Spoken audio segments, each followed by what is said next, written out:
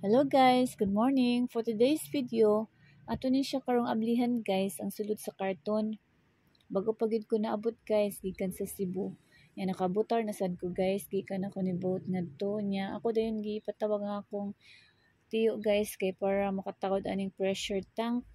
Kay kailangan magyud na mag pressure tank guys kay dili naman kay moagas ang among tubig. Ya, back up lang ni siya guys kay naa naman may drilling sa amoa. Lisod kayo ang tubig nga ri sa bukid guys oy kung wala kay drilling. Kay hinay kay ang agas, hinay ang supply sa tubig gikan sa ormok paingon nga ri sa amoa. Kay kuan na ba ni guys kay nanami sa pinakasuok nga nagpuyo guys. Lisod na kayo idagan ang tubig mao na nga nagpataod na lang mig drilling.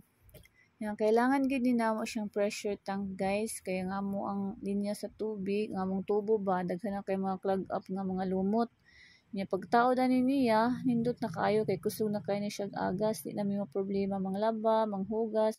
So mo ni siya guys ila nang naablihan ng karton niya gamay lang ang ka HP akong gipalit ani guys kay kalas man pud siya sa kuryente kung akong dako og horsepower niya. Usa pa sad guys, di po na ako siya permanente nga gamiton kana lang siya maggalumot na pud ang mga tubo niya.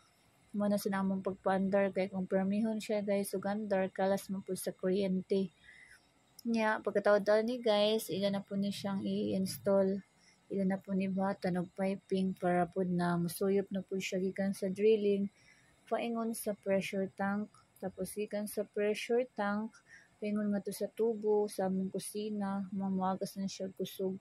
Tapos sa CR mo na siyang gamit ani niya guys kusugid ni siya mo kuan siya musuyop sa tubig kung nindot sa ni siya guys kay di na mo maglisod kung hinay mo supply sa inyong tubig gikan sa syudad sa Ormoc kung hinay kayo nindot gid kay ni siya gamiton.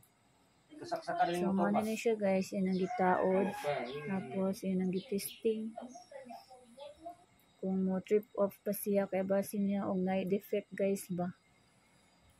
Ang tawad na niya, gitawran po niyang breaker. Muna ni siya guys. Thank you for watching.